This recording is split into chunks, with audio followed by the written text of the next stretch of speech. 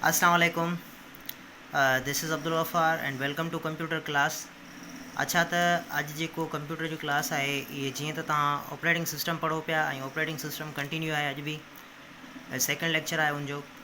त उनमें कुझु रहियल हुया जेके ऑपरेटिंग सिस्टम उनमें रिसोर्स मैनेजमेंट हुयो, उनखां बाद में यूज़र इंटरफेस और कमांड इंटरप्रिएटर हुयो, उनखां बाद में बूटिंग हुयो ऐं उनखां बाद में प्रोसेस मैनेजमेंट हुयो ऐं उनखां बाद में यूज़र मैनेजमेंट हिकिड़ो हुयो जेको उते कल्ह वारे लेक्चर में मूं तव्हांखे न ॿुधायो हुयो।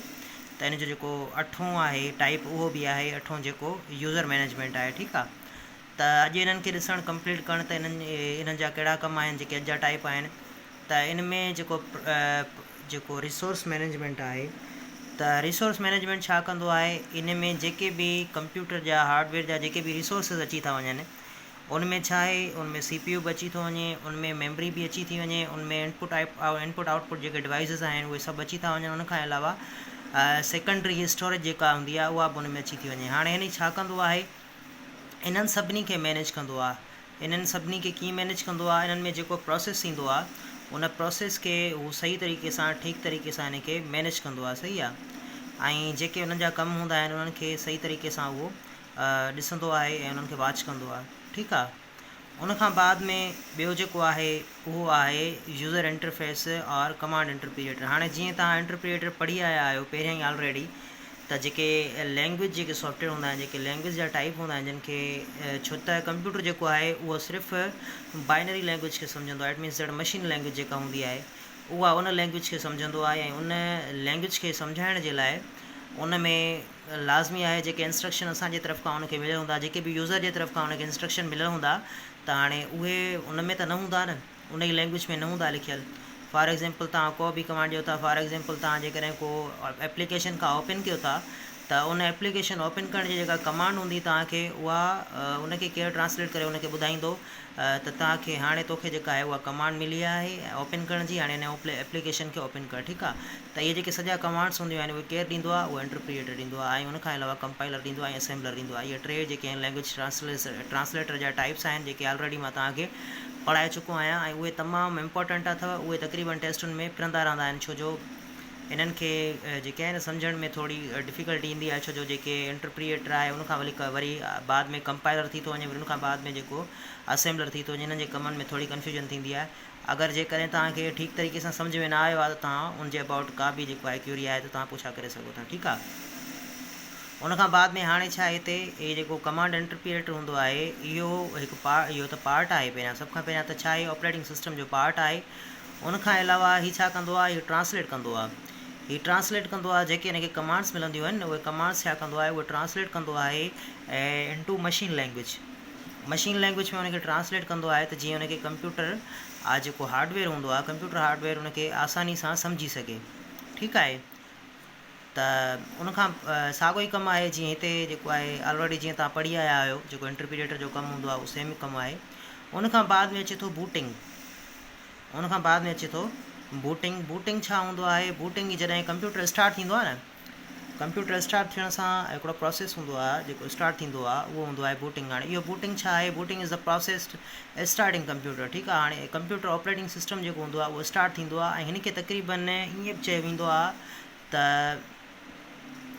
जेको रैम हूंदी आहे उनखे उहो क्लियर कंदो आहे। ठीकु आहे, इनखे क्लियरिंग बि जेको आहे प्रोसेस चयो वेंदो आहे। छाजे करे, जो जॾहिं तव्हांजो कंप्यूटर फॉर एग्ज़ाम्पल रीस्टार्ट थिए थो, जॾहिं तव्हांजो कंप्यूटर रीस्टार्ट थींदो त पोइ उनमें जेका रैम आहे उनमें जेका बि तव्हांजा जेके करंटली जेके बि फंक्शन थींदा हूंदा, जेके फंक्शन उनमें स्टोर्ड हूंदा, फॉर एग्ज़ाम्पल तव्हां को कंहिं एप्लीकेशन ते कमु करे रहिया आहियो, फॉर एग्ज़ाम्पल उनजो असां एग्ज़ाम्पल था वठूं MS ऑफिस जो। ठीकु आहे, तव्हां MS ऑफिस ते जेकॾहिं को कमु करे रहिया आहियो ऐं उहो MS ऑफिस वारो कमु जेकॾहिं तव्हांजो उते कंटिन्यू आहे ऐं उनमें जेका आहे इलेक्ट्रिसिटी जेका आहे उहा बंदि थी वञे ऐं तव्हांजो कंप्यूटर बंदि थी थो वञे या अहिड़ो को झटको अची थो वञे इलेक्ट्रिसिटी जो, जंहिंजे करे तव्हांजो कंप्यूटर रीस्टार्ट थी थो वञे, त हाणे छा कंदो, उहो जेका रैम हूंदी न रैम खे क्लियर करे छॾींदो। केरु क्लियर कंदो, जेको बूटिंग प्रोसेस हूंदो, बूटिंग सिस्टम हूंदो, उहो सॼो उनखे क्लियर करे छॾींदो ऐं तव्हांखे रैम जेका हूंदी वरी रिफ्रेश थी करे मिलंदी ऐं उनमें तव्हां वरी ॿीहर जेको आहे तव्हांखे सिस्टम स्टार्ट करिणो पवंदो जंहिं ते तव्हां कमु करे रहिया हुयो।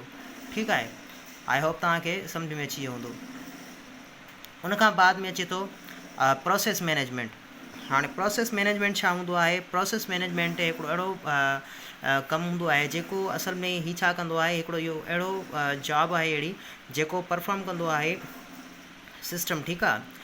उन खां बाद में ही छा कंदो आहे, ही मैनेज कंदो आहे जेको टाइम हूंदो आहे न, time sharing. It means that हिन खे असां प्रोसेस मैनेजमेंट खे ईअं जेके सिंपल वर्ड्स आहिनि, सिंपल वर्ड्स में ईअं चई सघूं था त टाइम मैनेज कीअं कंदो आहे। त फॉर एग्ज़ाम्पल हाणे CPU आहे न, CPU खे जेको जेके बि प्रोग्राम जेके बि हुन में कंप्यूटर में थींदा आहिनि प्रोग्राम्स, फॉर एग्ज़ाम्पल तव्हां हिकिड़ी एप्लीकेशन ते कमु कयो था वेठा, ठीकु आहे। तव्हांखे वरी अर्जेंटली जेको आहे ॿी एप्लीकेशन ते बि कमु करिणो आहे, ठीकु आहे। तव्हांखे ॿी एप्लीकेशन ते कमु करिणो आहे ऐं पोइ तव्हां छा कंदो, उहा एप्लीकेशन छॾे करे उहा बि हलंदी पई, पर उन खां बाद में तव्हां ॿी एप्लीकेशन खे जल्दी खोलींदो, ठीकु आहे। जीअं ई तव्हां ॿी एप्लीकेशन खे जल्द खोलींदो त जेको प्रोसेस मैनेजमेंट आहे इहो जल्दी वञी करे माना ॿुधाईंदो, कंहिंखे ॿुधाईंदो, CPU खे ॿुधाईंदो त हाणे तो वटि जेको आहे ॿी कमांड आई अथई ऐं हीअ चए थो त इहा अर्जेंट तोखे कमांड करणी आहे, हिन खां पहिरियां तोखे इन कमांड ते प्रोसेस करिणो आहे। पोइ जेको प्रोसेस मैनेजमेंट हूंदो उहो छा कंदो, उहो सभ खां पहिरियां उनखे वठंदो जेका उनखे अर्जेंटली जेका उनखे कमांड मिलियल हूंदी, हू जेका ॿी हलंदी पई कमांड उनखे छॾे करे बि हू ॿी कमांड जेका उनखे मिलियल हूंदी, सेकेंड कमांड जंहिंखे चइजे, त उहा सेकेंड कमांड जेका हूंदी उन सेकेंड कमांड ते हू प्रोसेस कंदो ऐं उनजी जेका हूंदी जेको उनजी रिज़ल्ट हूंदी उहा रिज़ल्ट उनखे प्रोवाइड कंदो, ठीकु आहे। उन खां बाद में जेको ही प्रोसेस आहे प्रोसेस मैनेजमेंट, इन में इहो छा कंदो आहे, इहे तक़रीबन जेके बि कंपोनेंट्स हूंदा आहिनि या जेके बि पार्ट्स हूंदा आहिनि या जेके बि एप्लीकेशन्स हूंदियूं आहिनि उन्हनि जो टाइम मैनेज कंदो आहे। टाइम मैनेज कंहिंजो कंदो आहे, CPU जो टाइम मैनेज कंदो आहे। छो जो असल में तव्हांखे ख़बर आहे त ब्रेन ऑफ कंप्यूटर जेको आहे उहो CPU ई आहे, ठीकु आहे। त CPU छाजे करे, जो CPU सभु कमु परफॉर्म कंदो आहे, उन में जेको आहे जेके उन जा यूनिट्स आहिनि, प्रोसेसिंग यूनिट बि उन में आहे, कंट्रोल यूनिट बि उन में आहे, ठीकु आहे। उन में अर्थमेटिक लॉजिक यूनिट बि उन में ई आहे। त CPU जो जेको टाइम हूंदो आहे उहो CPU जो टाइम जेको मैनेज कंदो आहे न, उहो केरु कंदो आहे, उहो प्रोसेस मैनेजमेंट जेका आहे उहा कंदो आहे मैनेज, ठीकु आहे। ऐं उन खां पोइ जेको आहे it manage and store CPU time perfectly. हाणे हिन खे छा कंदो आहे, CPU टाइम जेको हूंदो आहे हुनखे परफेक्टली मैनेज कंदो आहे। उन खां बाद में प्रोग्राम्स आर स्टोर्ड टेम्पररी इन रैम। इहो त तव्हांखे ख़बर आहे, ऑलरेडी मां काफ़ी मरतबा पढ़ाए चुको आहियां त जेके प्रोग्राम्स हूंदा आहिनि उहे टेम्पररी स्टोर थींदा आहिनि। किथे स्टोर थींदा आहिनि टेम्पररी, उहे रैम में स्टोर थींदा आहिनि। ऐं जॾहिं बि तव्हां जेकॾहिं उनखे कंप्यूटर खे तव्हां रीस्टार्ट कंदो या कंप्यूटर खे ऑफ करे वरी खोलींदो त उहो जेका तव्हांजो जेको प्रोसेस हलंदो हूंदो, कमु जेको तव्हां कंहिं एप्लीकेशन ते करे रहिया हूंदो, उनखे तव्हांखे वरी नए तरीक़े सां शुरू करिणो पवंदो। जेकॾहिं तव्हां सेव कयो आहे त उतां खां शुरू करिणो पवंदो, जेकॾहिं न त तव्हांखे नए तरीक़े सां शुरू करिणो पवंदो, ठीकु आहे। उन खां बाद में it accept new request that are urgent. ठीकु आहे। हाणे छा थो चए हिते, चए थो उहे एक्सेप्ट कंदो आहे रिक्वेस्ट्स जेके मतिलबु अर्जेंट हूंदियूं आहिनि। हाणे हिकिड़ी त प्रोसेस हले थो पियो, उनखे छॾे करे वरी ॿी जेका उनखे रिक्वेस्ट मिलंदी उन रिक्वेस्ट ते हू प्रोसेस कंदो, ठीकु आहे। उन खां बाद में अचे थो यूज़र मैनेजमेंट। हाणे यूज़र मैनेजमेंट छा हूंदो आहे, यूज़र मैनेजमेंट हिकिड़ी एडमिनिस्ट्रेशन हूंदी आहे, एडमिन आहे। फॉर एग्ज़ाम्पल तव्हां वटि कंप्यूटर आहे, ठीकु आहे, तव्हांजो PC आहे, उन PC में जेके कमु थियनि था ऐं जेको बि उनखे तव्हां पर हलायो था उनखे CPU खे, ठीकु आहे। वरी जेकॾहिं तव्हां उनखे कंहिं ॿिए यूज़र खे ॾियो पिया उनजी अथॉरिटी उनखे हलाइण जी, ठीकु आहे, त पोइ उनखे चइबो आहे यूज़र मैनेजमेंट। कीअं यूज़र मैनेजमेंट चइबो आहे, उन ते पासवर्ड रखियलु हूंदो ऐं उन में मल्टीपल यूज़र्स हूंदा। त हाणे हीअ जेके यूज़र्स आहिनि उन्हनि खे कमु करे सघनि था। जॾहिं बि तव्हां कंप्यूटर स्टार्ट कंदा उन में तक़रीबन लिखियलु बि हूंदो आहे गेस्ट जो ऑप्शन, ठीकु आहे। त हीअ जेके हूंदा आहिनि एडमिन के आहिनि चेंज सेटिंग ऑफ सिस्टम जी जेको आहे उहो चेंजिंग कंदो आहे उन में, ऐं उनखे छा कंदो आहे एडमिन्स पासवर्ड्स हाणे उन में पासवर्ड रखी करे छॾींदो आहे। पोइ उनखे जेके यूज़र उनखे मिलियल हूंदा आहिनि उन्हनि यूज़र्स जे उहे यूज़र उनखे कमु करे सघंदा आहिनि उन ते, ऐं उहे ॿियो केरु उन ते कमु नाहे करे सघंदो, ठीकु आहे। हाणे अॼु जो जेको आहे हीअ जेके ऑपरेटिंग सिस्टम जा जेके टाइप्स हुआ उहे कंप्लीट थिया, ऐं इनशाअल्लाह नेक्स्ट लेक्चर में तव्हांजे लाइ अञा कुझु नयूं शयूं हूंदियूं। हीअ तव्हांजो सिलेबस आहे, हीअ आउट ऑफ सिलेबस न आहे, हिन खे तमामु सुठे तरीक़े सां ॾिसिजो ऐं हिन मां जेके आहिनि हर ॻाल्हियूं जेके आहिनि जेके टॉपिक्स आहिनि जेके बि सिस्टम्स आहिनि हिन खे तमामु सुठे तरीक़े सां पंहिंजे ज़हन में समाजो त जीअं तव्हांखे टेस्ट में जेके क्वेश्चन्स अचनि त उन्हनि खे सम्झण में ऐं का बि परेशानी न थिए, ठीकु आहे।